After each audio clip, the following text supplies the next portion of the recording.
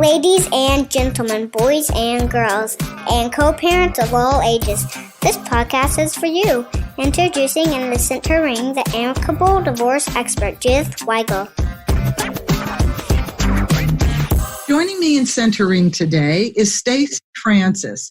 Stacy's a certified financial planner, very important, a certified divorce financial analyst, a certified estate and trust specialist with over 20 years experience in the financial industry.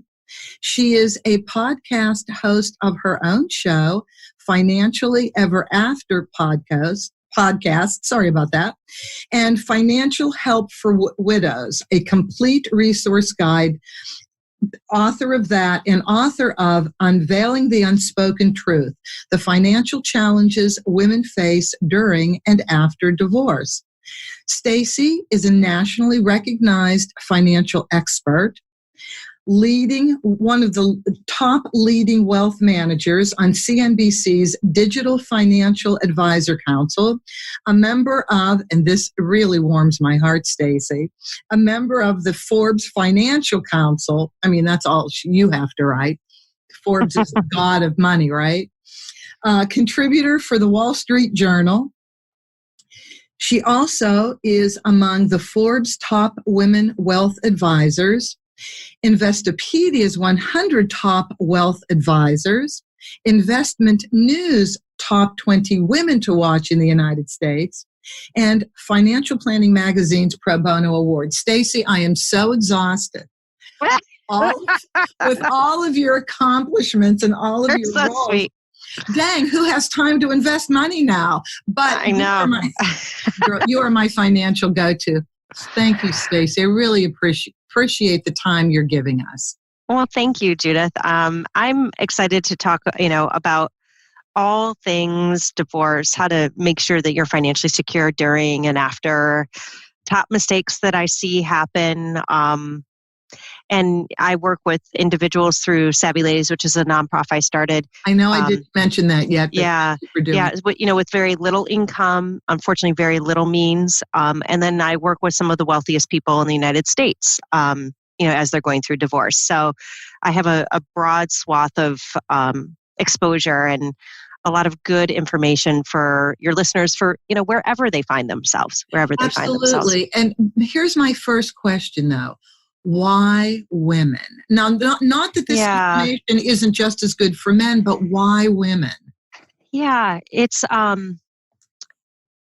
cause that's really close to my heart. I grew up and experienced at a very young age. My grandmother was killed because of spousal abuse, and I saw it throughout my lifetime. And unfortunately, she ended up passing away. I was my first year in college, and I was fortunate enough to have a conversation with her before she passed away to better understand why she stayed, because I couldn't understand someone as lovely and as amazing as her having someone treat them so poorly like my grandfather did. And she felt financially trapped, Judith. And I have to say there are a lot of women who one of the biggest considerations about leaving a relationship, leaving a marriage is, will I be okay financially? Will the kids be okay financially? And my mission is to make sure that all women have that option to leave their marriage if it's an unhealthy marriage, if they're not happy, and be financially secure after. Stacy, would you tell me how she died from financial abuse? What does that mean? So she really was kind of stuck in the marriage. She had stopped working, and she really was not part of the purse string. She was not part of the financials of the marriage. Right. And she felt trapped. And he threatened her, if you leave, you're not going to get anything.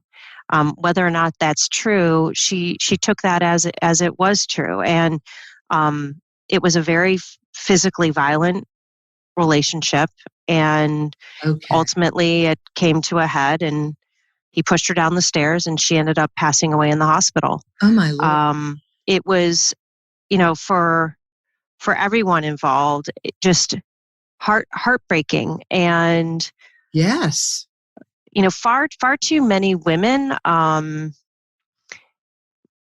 money keeps them trapped. And while money's not the most important thing, for women in particular, it gives us options, it gives us possibilities, and actually it gives us security and safety. So, when we talk about money, it's not about, buying the Gucci purse. And, for the clients we work with, that's not really what's important. What's important to them is to make good decisions so that they're going to be financially secure, that their children are going to be financially secure. I want to circle back to something you said that is so extremely important in the last bit, and that was he threatened that if she left, she would get nothing. Now, that is absolutely not possible. And right. I hear this so many times, Stacy, when people call me to file for divorce or to mediate their settlement, especially for the filing. No filing has happened yet. Everybody's just kind of gathering their options. And I will get called by women saying exactly that. He said, I won't get anything. And I said, first of all, that is impossible. And I don't care what state you're in. There is no state in this country that would have as its divorce laws, the man gets everything and the woman gets nothing. And just like an aside for men who are concerned, just cause your wife or other spouse may say, you'll never see the kids again, it's not possible unless there's really something wrong with you, unless there's substance abuse, unless there's... Yeah. But if you're a normal couple that just isn't getting along, you've grown apart, do not let that scare you. And so pertinent to this conversation, do not let that threat of you will be penniless get to you. Because Stacy, even in the financial end of how you deal with things, if the woman doesn't have money accessible to her to hire an attorney, and in that situation, you need an attorney.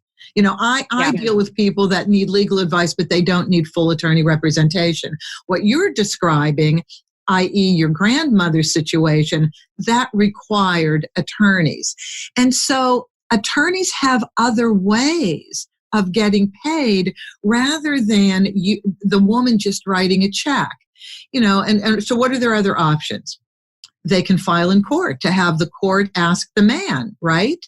Or attorney's fees. For their legal... Yep. And for attorney's fees, also for expert fees, individuals will come to me and not have access to any money whatsoever.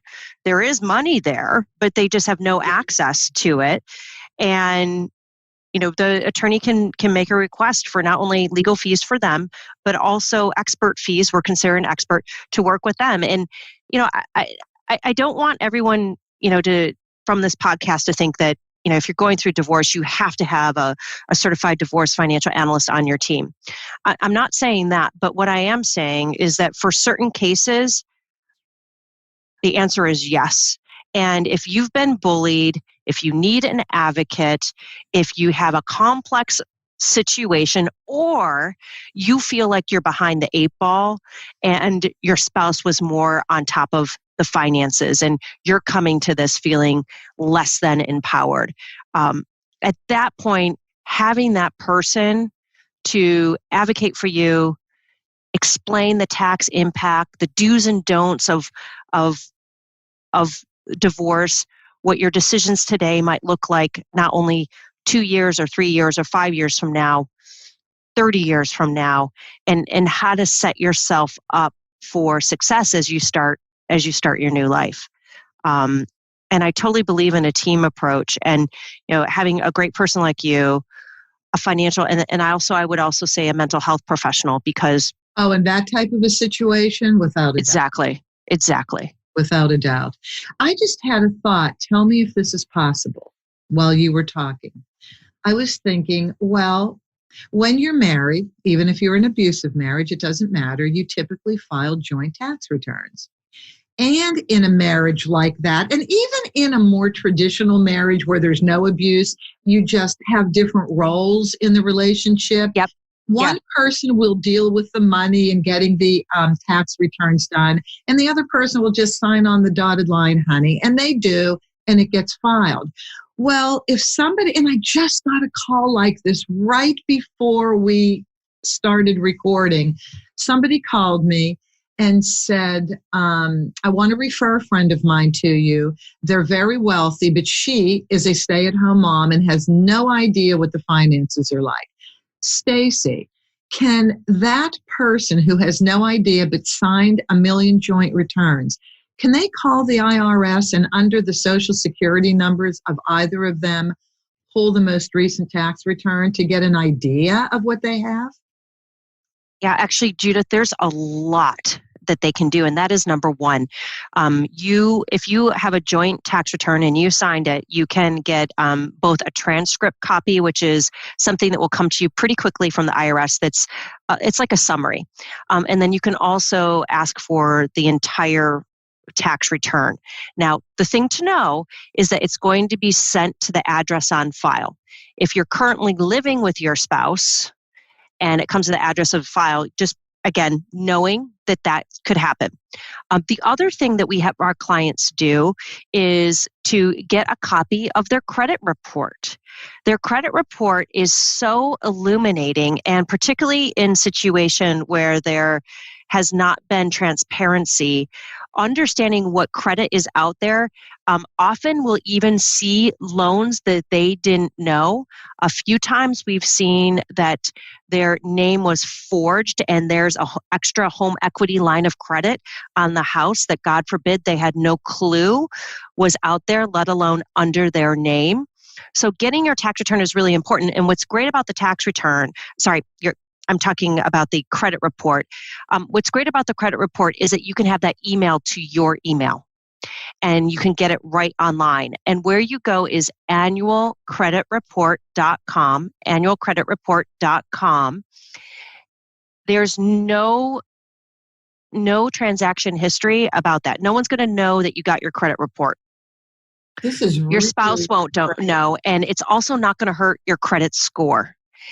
So there's no downside. So getting the tax return is going to help you figure out the assets, because you're going to look at all of the capital gains. You're going to look at all the interest and dividends paid in that section. And it actually puts the name of the accounts or the name of the institutions, the financial institutions where they are at.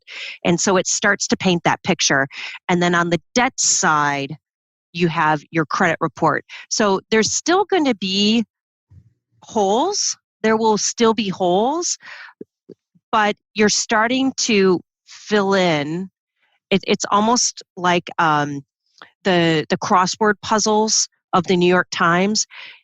As you start to fill in the holes, it becomes easier to complete the whole thing. And that's some of the things that you should be doing. And, looking at the mail, reading the mail, making sure that you see where the mail's coming from, which financial institutions. And typically, people are pretty lazy. So if they have a checking account at Capital One, they most likely have a savings account there.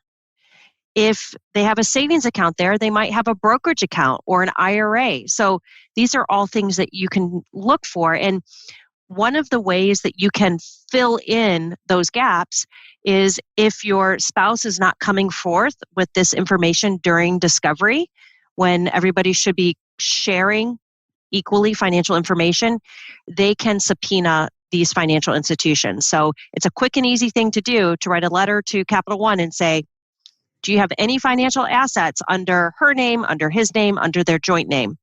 And often that tells a lot of information. But one spouse would actually be able to get that information in the other spouse's name at a financial institution, at a bank? Yes. So your lawyer subpoenas the institution. Okay. Okay, you Yeah, can't so walk in and do it yourself. no, But the no, lawyer, you can find out anything that's in your name, anything that is also held jointly, but it's the what's in his name that can be difficult. And I right? say his just because we tend to work Because, with well, women. this was our example that we're using, starting with your personal example, grandmother and Yeah, grandfather. yeah. So, Stacy, to support your mission, which is to give financial wisdom and freedom to women, and because we started on our discussion of how to start this, if you need to get a divorce, and now you know not to be afraid of the threat, you won't get a penny. That's not going to happen. Yeah, not Should true. in our education today, should we start with the financial do's and don'ts before, during, and after marriage? Start with the before part. How should women work their way through this? It's a great question. We get a good number of women coming to us even before they've decided to get a divorce for education. And that is the biggest do for women. Just because you're getting educated about your finances and what the divorce process might look like doesn't mean that you're on a steam train that's left the station and you can't stop. It's all about getting educated. And so my biggest do for women, whether they're thinking about divorce or have decided that they're moving forward, or if they're in the process, is getting educated. We just talked about knowing the assets. We also talked about knowing the debts and the liabilities. But there's another piece that we need to know, and that is what the income is and also what we're spending. And in particular, what we're spending, the majority of us have an idea. In fact, we may be the ones paying the credit card bills. We may be the ones doing the shopping on Amazon. But it's very rare that we work with a woman who comes to us that has gone through a year of her expenses and categorized them according to clothing, eating out, tutors for the children, all those pieces, and having it all categorized. And I have to tell you, that is really important and key, is to understand what your spending is for you. If you have children, what the spending is for the kids, and knowing that is absolutely paramount and key to going through the divorce.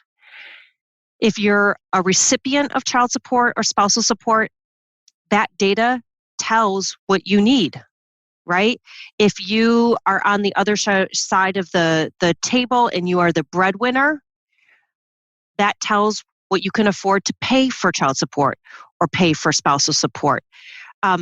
These are all really the other miscellaneous expenses for the kids, because it is. support doesn't pay for everything. It doesn't. And you have to think about what are all those, what we call add-on costs. So child support typically, as you know, Judith, it's going to cover housing, food, clothing, the basics. But particularly here, so I'm on the East Coast, and we have a lot of clients here in the New York metropolitan area. And we also have a lot of clients also out in California, near San Diego, San Francisco, Los Angeles.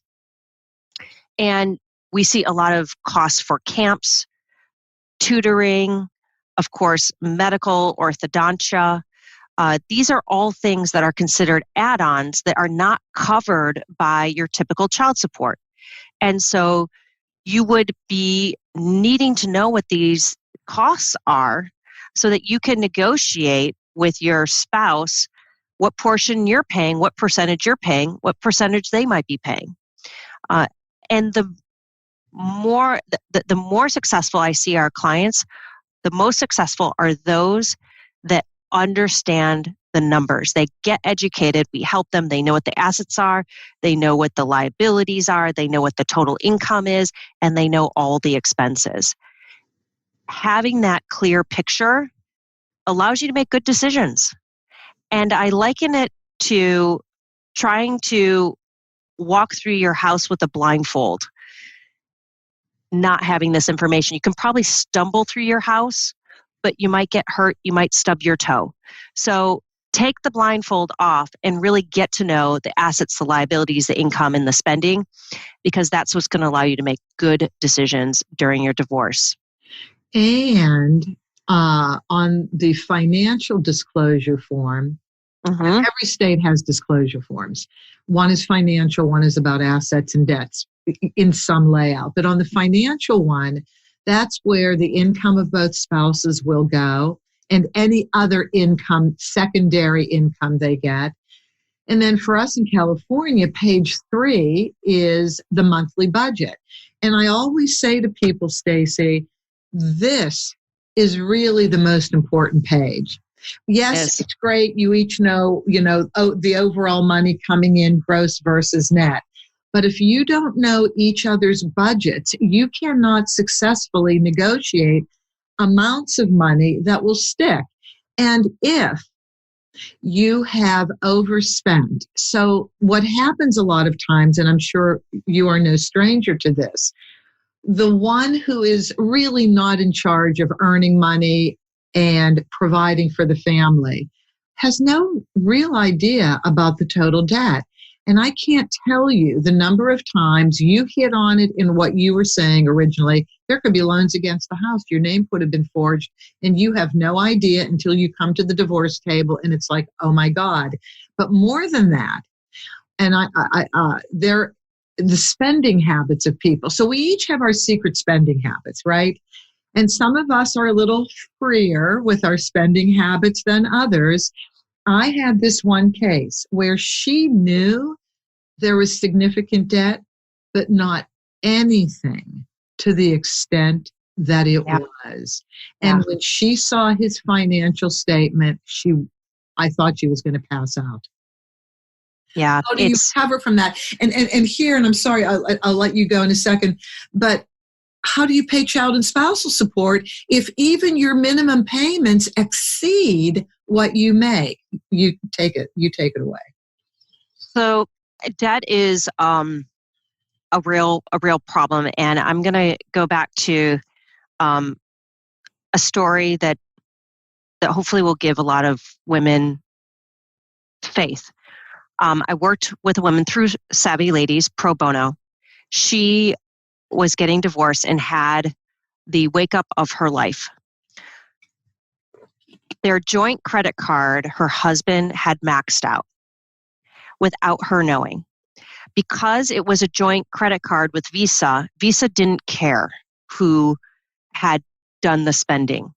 And Visa also didn't care in the divorce agreement who was responsible for paying the debt. What ended up happening is he declared bankruptcy. And so even though he was supposed to pay off that debt because he incurred it with some pretty bad behavior during the marriage, she was stuck with it because Visa was going to go after her, which Visa did.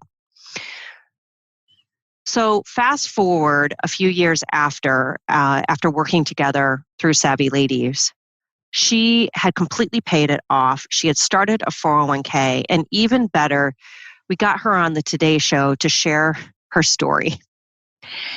And that was so important for her to, number one, warn other women, but also tell other women that if this happens to you, you can get over it. But here are the steps to make sure it doesn't happen to you.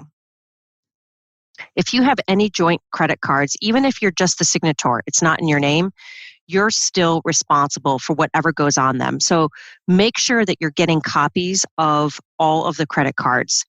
By getting that credit report at annualcreditreport.com, Judith, you're going to be able to see every single debt that your name is associated to, including those joint cards, and you can see if there's bad behavior of your spouse running them up. Number 2, if your marriage goes south and you're starting to look at the divorce process, or you're worried that your spouse is overspending, take your name off the joint card. Make sure that you are not responsible. Maybe you have to close the card and have it the balance rolled over to a new card, but get your name off. The client that I mentioned, her mistake was that joint credit card they kept throughout the divorce, and she kept her name on it. And she felt that the settlement agreement saying he was responsible for paying it off protected her. But it didn't. It didn't protect her because the contract is with Visa. And again, like I said, Visa doesn't care who is responsible based on the divorce of paying it off. They're going to go after whoever's name it is. And I will tell you, we've talked about credit card debt. We've talked about home equity lines of credit, mortgages, things like that. Don't forget about IRS debt. And this is another fall off your chair surprise that a lot of women have when all the cards are put on the table, finding out that their spouse owes thousands, tens of thousands, even more to the IRS. Finding themselves on the hook for that too, because they've signed the tax return. It's very hard to claim what's called innocent spouse, that you had no idea of what was going on if your name is on the tax return. It has been done, and we've been able to do it for clients, but it's not easy. And so that's another debt that we don't talk about, that can be a real surprise. But the other thing I've seen too, Judith, that is really naughty is the year of their divorce, all of a sudden prepaying their taxes, having a surplus with the government. And reason why? Because they're going to wait till they get divorced, and then they'll tell the government, you can pay me back the extra money that I paid you. Okay, I don't understand any of that. Could you say this in a different way? I sure can. So when you are putting money away for taxes, it comes from your paycheck. But what you can also do is you can write big checks to the IRS to give them even more money. And I've seen naughty spouses pay upwards of $50,000 writing a check to the IRS to say, I'm prepaying my taxes. So it means that they're overpaid their taxes.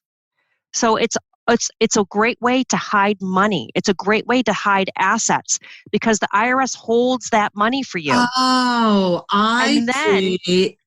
It's a different way of being surreptitious with money. It is.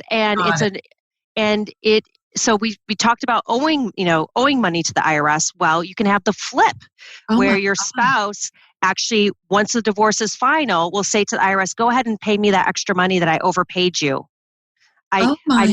Maybe I made a mistake. I overpaid you accidentally. Oh my Lord. I have never heard anybody say that, Stacy. I have to tell you, you're with Forbes magazine. We've worked on hundreds of divorces, and I will tell you, and I don't want to scare your listeners, this typically doesn't happen, but we have seen it. We've seen people prepay their taxes so that they get a refund once the divorce is over. We've seen people move accounts offshore where they can't be tracked. We've seen people say to their business owners, let's say they're a business owner and they have a partner, you know what? Let's build a new building that costs a lot of money, so it looks like we're losing money in the business, so that I'm taking very little home. So less money is available to be considered to pay child support or spousal support. Yes. I've seen people put the wrong values of real estate properties when they're valued at much higher. There's a lot of stuff that can happen. And really what this all comes down to, it comes down to that first thing we talked about, Judith, education. The more you know, the more involved you are, the more likely you are to pick up on this bad behavior. Okay, so Stacy, devil's advocate, I am so busy. I have these kids, they have activities. I'm running from the second I get up to the second I go to bed. I have zero time to do anything. I get it. But. Exactly. And thank you for saying but. I mean, guess what? I know how a marriage can work. I am married. In fact, we're celebrating 20 years. And I always joke he's married to me because he's afraid of me. But actually, really, we truly are in love. And we've got 2 kids and we've got 2 pets. And I have a charity that I run and I have a for-profit business, Francis Financial, where we do wealth management. I get it. But the divide and conquer of you take care of the finances and I take care of the kids, or whatever that is, you got to be part of the finances. You have to be part of the finances. And so if you have a financial advisor, start to attend those meetings. If you don't have a financial advisor, start to have a financial date night with your spouse while you're still happily married. If you're beyond the past of the space of happily married, then start to push in and read the mail, look at the account statements, see what's going on in the 401k, do your budget, see all this spending, look at the income, and the income's right there on the tax return. Sit down with the accountant, understand what's going on. These are all things that you need to do, because I have to tell you, it's not just about you anymore. It's also about your kids. And if God forbid you have to miss a soccer game or be going through some of the stuff during the soccer game of, looking at account statements or, looking online, you know what? You need to be financially secure. And the best way you can do that is understanding what the finances of your marriage look like and what your finances are going to look like after. Okay. Honey, I really want to know more about the finances of the marriage. What do you want to know for? Why all of a sudden are you interested? I don't understand this. Is there something going on?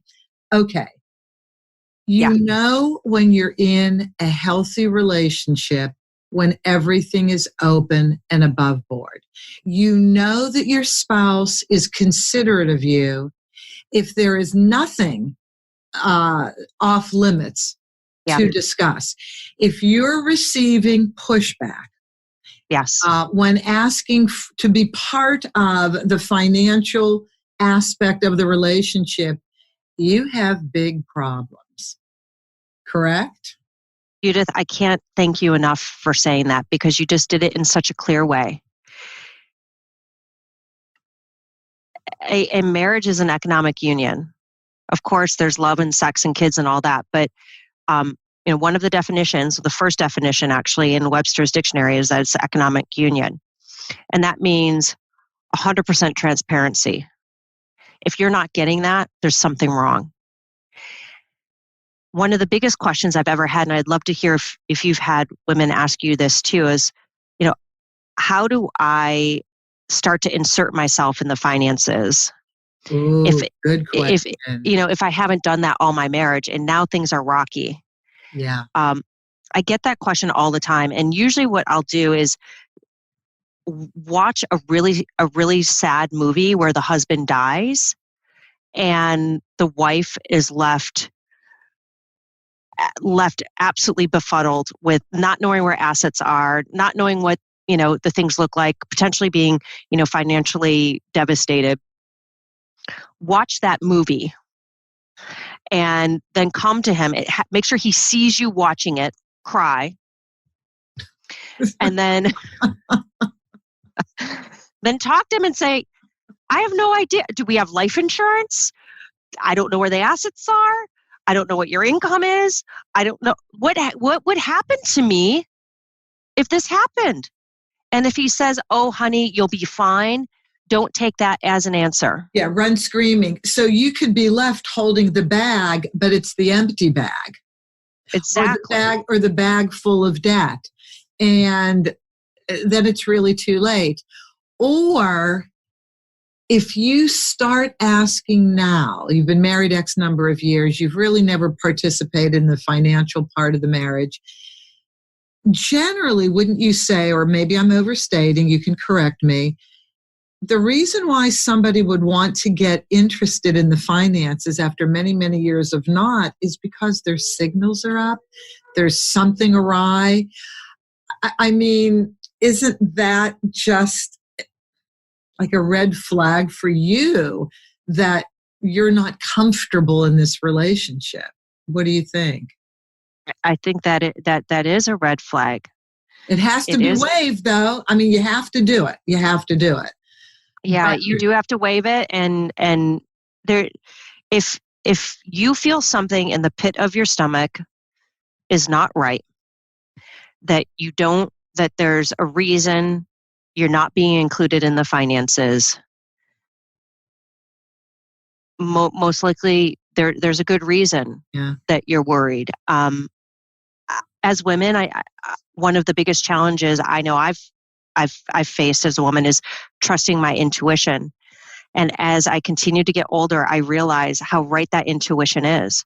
So if you have an intuition that, not all the chips are being put forward for you to really see on the finances, and there's a reason, and that not all of the information is being given to you, you're right. There's something wrong. And there's a lot of financial infidelity that's going on. And when I say financial infidelity, it's not about having an affair with a woman, although that could happen, or affair with a man, whatever it is, or gambling, or drug habits, or alcohol.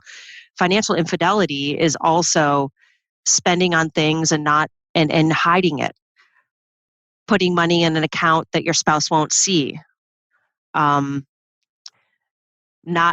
bringing home your full income and keeping it in the business, spending or you earn and not letting your spouse know. I can't believe you used that phrase, financial infidelity, because a year or two ago, I interviewed 2 therapists, and they specialized in financial infidelity. And I had never heard that term before, but it made perfect sense. And they just explained that our relationships to money develop when we're younger. They either develop because we watch our parents and how they deal with money, or there's just something internal to us, unique to us in our relationship to money.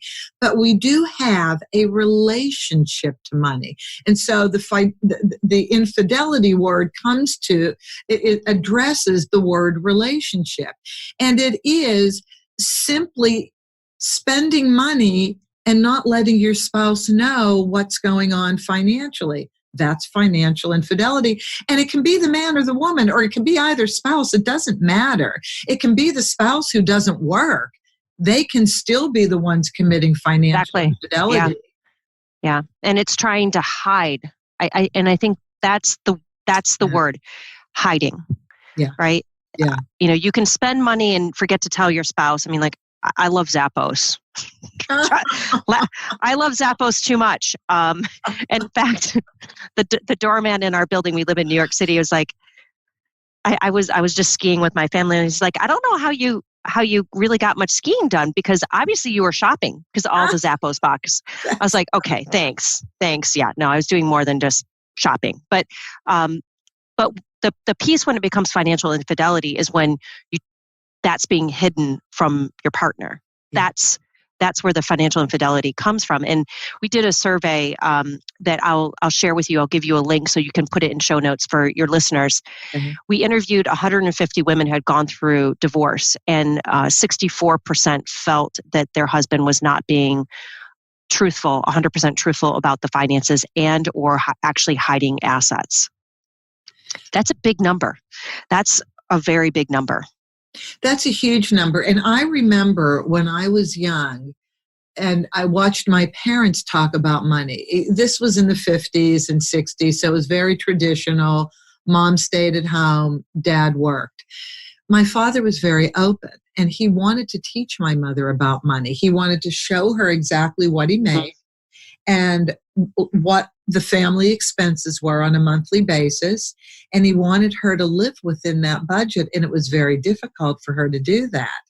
So that was an interesting situation of him wanting to educate her and her resisting.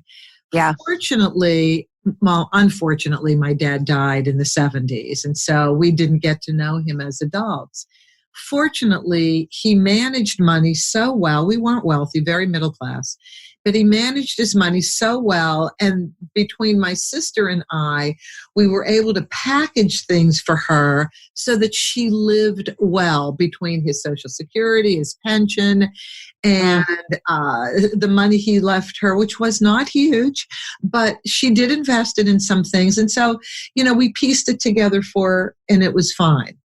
But I want to address, there are 3 parts to a divorce: preparing financially, going through the settlement, and then what do you do with your settlement afterwards. So I think you gave some wonderful advice. Yep. In the preparation stage. Now we're in the middle, Stacy, of the settlement. We've exchanged the disclosure forms. Everybody knows. Nobody thinks anybody's hiding money. Let's just put it to the garden variety divorce where you pretty much know what you have, but now you have to deal with it. And the woman for the first time has to make decisions for herself financially. Could you address, please, the issue of, because the numbers may be similar on both sides of the settlement itself may be unequal in its ramifications for each spouse after the divorce? Judith, you just set that up really beautifully. And a settlement agreement, he could be walking away with $1 million, and that's in his column, and then there's $1 million in your column, and it looks equal. It looks fair. But when you really peel back the onion, you see that you're walking away with different assets. And he's walking away with $500,000 in cash and a brokerage account that was just invested a month before, meaning that there hasn't been much appreciation or growth. And she's walking away with the $1 million 401k or IRA, which feels really good because her retirement's secure. For him, after tax, if he were to sell the house and use the cash, that $1 million would be $1 million pretty much for him. For her, the $1 million in the IRA or the 401k, if she were to take it out and use it to buy groceries or whatever she needed to do, she's going to be left with not $1 million, but most likely around $600,000, because she's going to have to pay taxes on every single dollar that comes out of that account. So this is a somewhat of a worst case scenario situation where he takes all the assets that are, very, very little, create very little in tax, and she takes pretty much the worst. And not only do you have to look at the tax impact of assets, you also have to look at liquidity. So for him, he has $500,000 in cash that he can use however he wants. Anytime she needs money, she doesn't have cash. She has to dip into that retirement account, pay taxes, and then whatever's left over after taxes is what she can use for her grocery bill. So also not only thinking about the tax impact of taking cash versus a retirement account versus the house, thinking about, what do I need for liquidity? Like, I know I need an emergency fund. Everybody should have an emergency fund. That's 3 to 6 months of living expenses. Do I have that? Am I taking the house and no other asset? And so you call it house rich, cash poor. Well, that's not a good place to be in, especially if you're a divorced woman. And let me just interject. That happens so often when the man doesn't want his retirement account touched. He'll give up his interest in the house. So she's got the house and it's set up. You just set it up. You're house rich, cash poor. And now what do you do?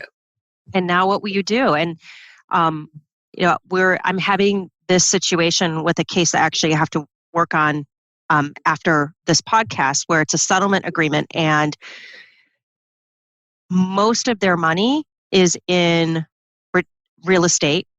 They have 10 different properties. It's quite complex. And retirement, and then a little bit of cash. And I'm having a son of a gun challenge making it work for her because there's no money coming in. She doesn't have an income to be able to support her walking away with all that real estate. And she doesn't want to sell any of it. So what do we do? Well, you've got a little bit of cash, but eventually you're going to have to tap into those retirement accounts and eat down your retirement accounts. It's not going to work. It's not going to work.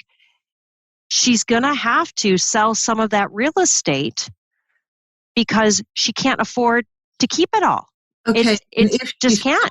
Well, Stacy, if she sold some of the real estate, what if some of it had capital gains attached to it?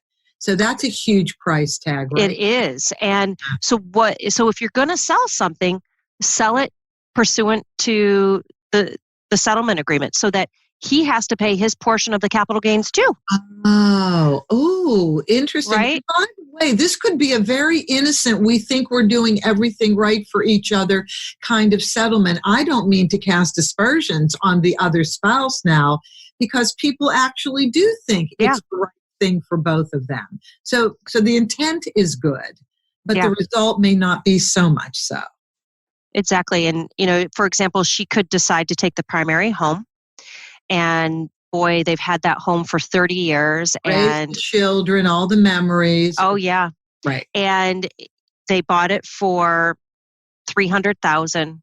And now it's worth $1 million, which is very reasonable over 30 years, probably even worth more depending on the country, part of the country you're living.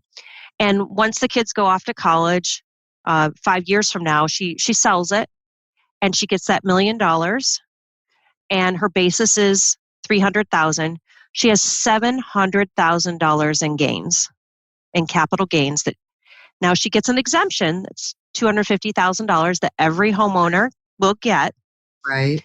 But even with that exemption, that's paying capital gain taxes on $450,000. That is a huge amount of money, and she can't afford that. She needs every single nickel and penny from that house proceeds because she now needs to use it to either maybe buy another property or to rent something. So these are all things that I have to say the devil's in the details. And that's why working with a great matrimonial attorney, if needed, a financial to look at this for you, it's almost like putting a different pair of glasses on. And it's the glasses that are almost like those X-ray glasses where you can see through things to what the actual tax impact is on you.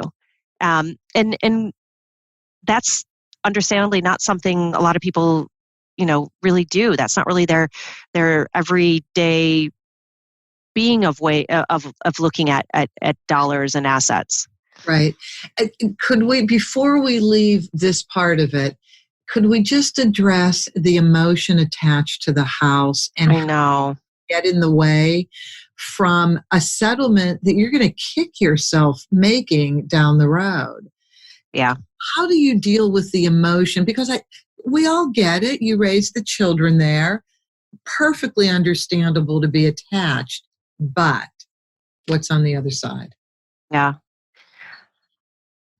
So I like to look at it from the child's point of view. I have a podcast and I interviewed a child of divorce. His name's Devon Barrett on our podcast, Financially Ever After. And I asked him this question. His mom sold the house. So decided, we need to downsize and I'm not taking the house. And he shared that living in the house didn't matter to him. What mattered to him was being able to still go and play baseball with his baseball team, to go to the same school, to be close enough to his friends that they could do play dates. He said it really wasn't the house. It was just being able to have my life. And so I like to share that story because particularly moms, and I'm right there, we try and do everything we can for our children to make it better and easy, especially if we're going through divorce, because as much as we shouldn't, there might be some feeling of guilt of having to put them through this. And I have to say that there should be no guilt because you're making your life better and you're making your life better for your children, and they see that. And wherever your home is where your kids are going to be happy. And I'll give a great example. Our home was destroyed in August. We had a pipe burst that completely flooded our apartment, and we lost every piece of furniture except for 4 or 5 pieces. Mm-hmm. And so we're not living in our home because we can't. We've been out of it now for 7 months, and it's going to be another 6 months till we get there. And can I tell you, our children have just rebounded so beautifully. Wherever their parent is where home is. That's really what it comes down to. And my kids have been thriving in this new place. And it's fine. But we've tried to stay in the same community. So they had the same place for martial arts and the same place for their play dates. Yes. That's the ticket. You know? Not leaving the community. So the network. As much as possible. Yeah. And sometimes you don't even have that choice. Sometimes you do have to leave the community because it's so expensive to be, let's say, in that school district. But that's what we have found matters the most. It's not about being in the house or the apartment. And so don't feel that you have to burden yourself and put yourself financially behind to keep them in the primary home. I know. And I often wonder, is it really the person who wants to stay in the house? Is it really for them more than anything?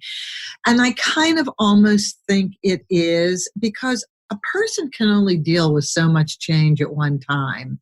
And maybe in the initial stages of discussing the settlement, that's the safest, easiest go-to place. I just want to stay in the house. Let's see if we can make this work. And then everybody gets busy trying to make this work. And I understand that comfort zone. That makes sense. But if you have the right team with you, the right financial analyst and planner with you, that person, like you, will hopefully be able to reduce the emotion to numbers. And that's what I do in my mediations. Yeah. Very smart. The other day to somebody, I understand the emotion. I see the emotion in front of me. The way to calm the emotion down is you go to the numbers. And it's not a hard-bitten position. It's those numbers are going to make you emotional at some point, worse than your emotion is now. So let's bite that bullet and let's reduce everything to numbers. And now let's see where you want to place your emotion. Yeah. I mean, I part of the reason why I came into this profession, other than, obviously seeing my grandmother struggle so much, is that numbers don't lie. Numbers for me are like a cozy blanket. They never lie to you. And what else can you say that about life? They tell you, even if you don't want to hear it. And looking at that settlement agreement and having it modeled out in a financial plan for you to see, where you're going to be financially 5, 10, 20, 30, 40 years from now. Sometimes the picture it paints is a really hard picture to see. But that is one of the biggest gifts, to see that picture if it doesn't work before it happens. Yeah. So that you can pivot and you can make good decisions to make sure that you're protected and that eventuality doesn't happen. And that's the biggest piece. Divorce is one of the most vulnerable times in a woman's life, emotionally, but also financially. And it's the time when she can make decisions to put her on the right financial path, or unfortunately, the wrong decisions that lead to financial insecurity. And the group of people, the largest group of people living at the poverty line and below, above age 65, are divorced women. And so I can't say enough how important it is to think about not only here and today, but to think about the future. How is she going to be, Stacy, or how is she going to be living in 10, 20, 30 years? Is she going to be okay based on the decisions I'm making right now?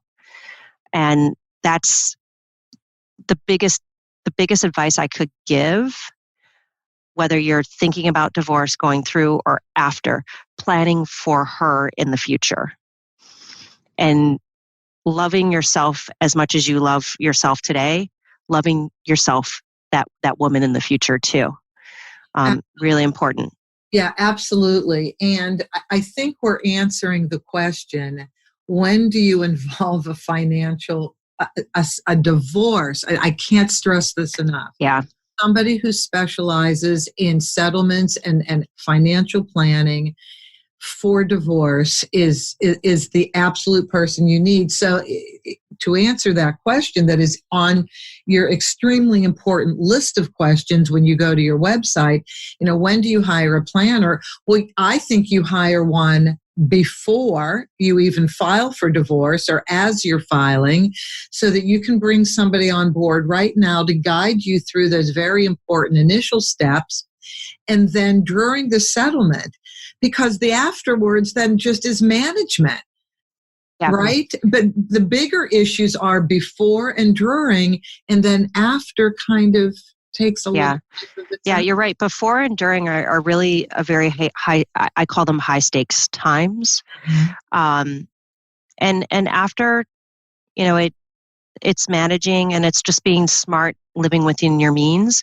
Mm-hmm. It's also being smart to invest the money wisely. The way that you invested with your spouse is most likely not the appropriate way to invest for you as a single mom or a single woman. Mm-hmm. So making sure that you're doing that you're updating your estate planning documents, you're updating your beneficiaries, so it's not your ex any longer, and it's potentially your kids or whoever else. That you update your insurance, and just all those pieces. There's a lot of loose ends, but I do agree that during, before and during the divorce is definitely high stakes. And finding the right certified divorce financial analyst, there's a couple questions, and I can send you a list of what questions to ask, because most people wouldn't know. And I'll put them in the blog, which appears the day after this episode airs. Okay. That's great. The most important question is, how many cases do you work on a year? For a lot of divorce financial analysts, it might be 1, 2, or 3. About 75% of CDFAs only work on 3 cases or less a year. That's a problem, because it means that they're learning as they work on you. And for us, we work on about 40 cases a year. So we're on the opposite end. This is really a lot of the work that we do. The second thing you want to ask is how you charge. We charge hourly, and then we work with clients ongoing as a percentage of the assets we advise them on. And so during the process, it's just hourly, and then it's percentage. You want to find out how do they work, and just make sure that works for you. I think that's really important. And number 3, you want to ask them, are you fee only, are you fiduciary, and are you independent? Fee only means that they don't make commissions by selling you this investment or this annuity or selling you insurance. It's unbiased advice, which is important. And the fiduciary means that by law, they have to do what's best for you, even if it isn't best for the financial advisor. So a good example. Maybe she really does want to take the house and give him the retirement. And you run the plan and the model, and it really does work. But that financial advisor is not going to have much money to manage, because she is taking the house and he's taking the investment assets. A fiduciary has to give the advice to her to say, you can do it. You can do it, and you can afford it, even if it's going to hurt them, knowing that that person's not going to really be able to manage a portfolio or a much smaller portfolio afterwards. So that's why, again, fee only and fiduciary are also 2 other really important key pieces to ask for. Thank you for that. I think that is extremely important. I wanted to ask you, when you're working with a woman and you're with her prior to the filing or at the onset of the filing, and now you're looking at not only her financial disclosures, but the assets and debts, both of them. When you do this, and the word fiduciary now sounds interesting in this question, see if it applies. Do you look at what's best for both of them? Especially if she wants to be fair, Yeah. Fair is, but they think the equal numbers make it fair.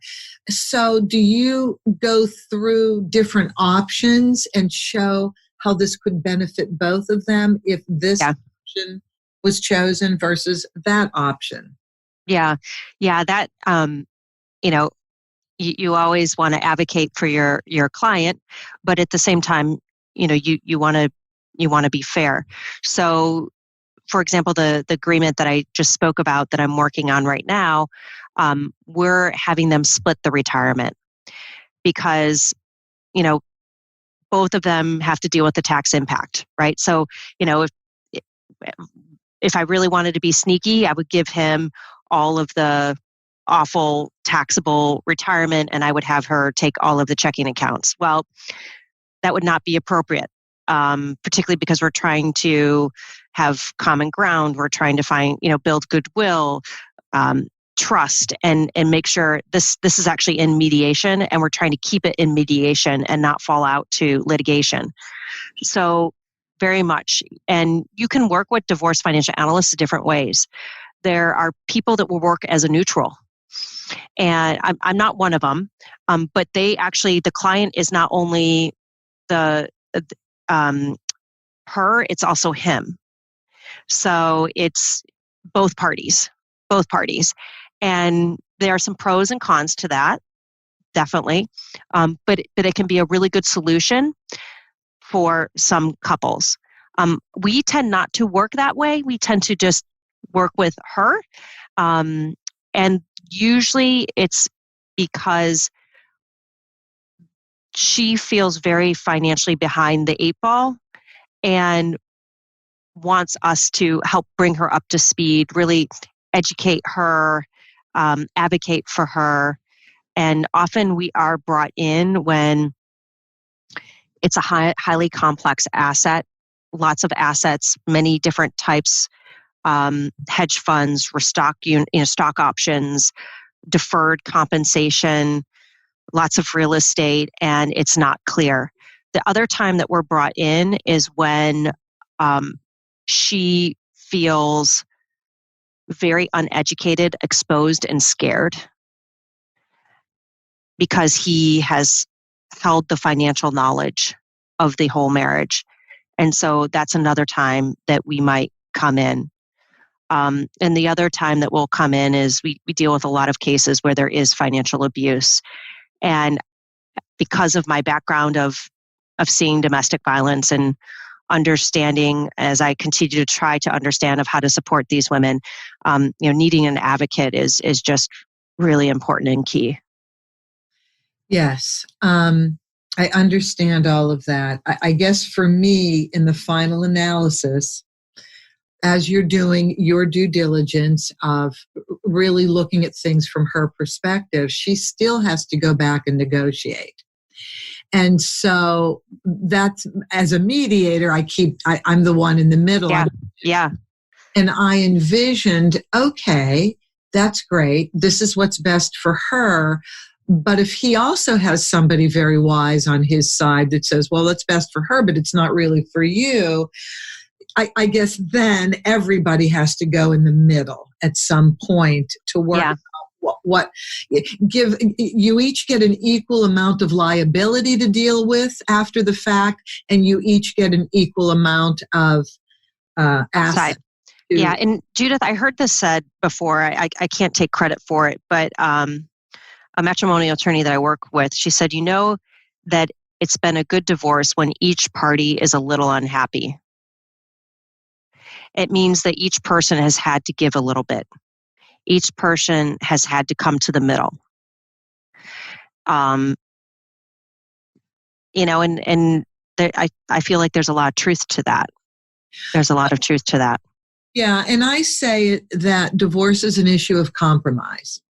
And if you really want to remain calm, both people have to compromise. That's just the way it is.